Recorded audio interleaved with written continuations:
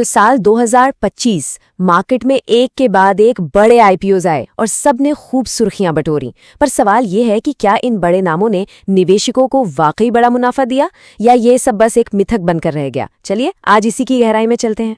Market में एक कहावत है जो बड़े आईपीओज पर सालों से एकदम फिट बैठती थी, नाम बड़े और दर्शन छोटे।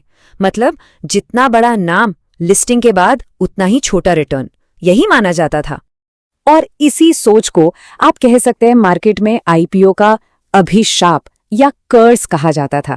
इसी डर की वजह से निवेशक, चाहे वो कोल इंडिया हो या एलआईसी, बड़े नामों में पैसा लगाने से हिचकिचाते थे। तो असली सवाल ये उठता है, क्या पिछले साल यानी 2025 में भी यही ट्रेंड चला? क्या बड़े नामों ने फिर से सबको निराश किया?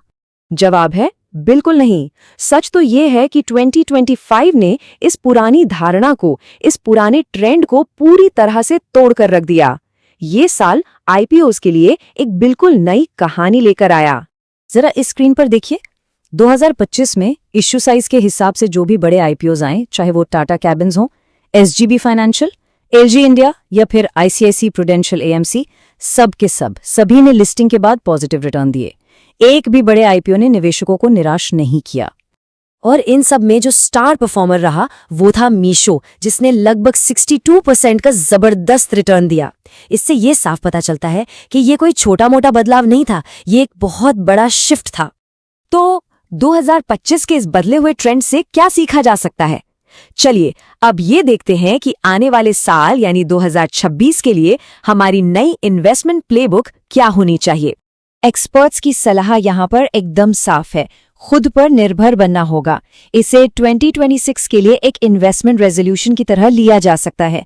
अगर 2025 के आईपीओज का पैटर्न समझ में आ गया तो आने वाले साल में किसी और की सलाह की जरूरत ही नहीं पड़ेगी।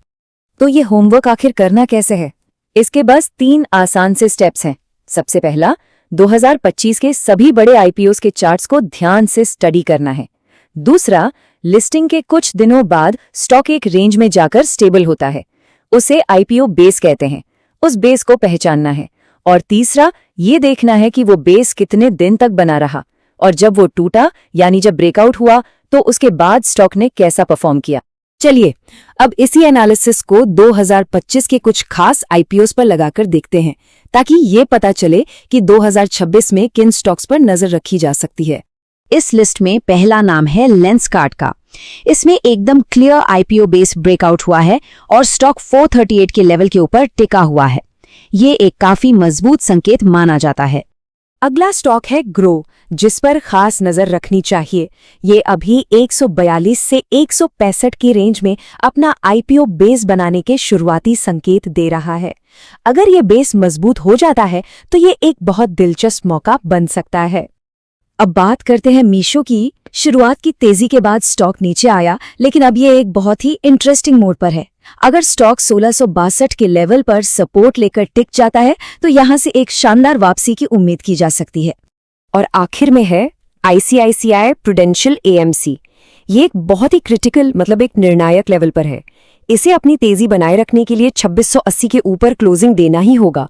अगर ये ऐसा नहीं कर पाता तो ये एक बुल ट्रैप बन सकता है और स्टॉक वापस 2600 या 2550 तक भी गिर सकता है।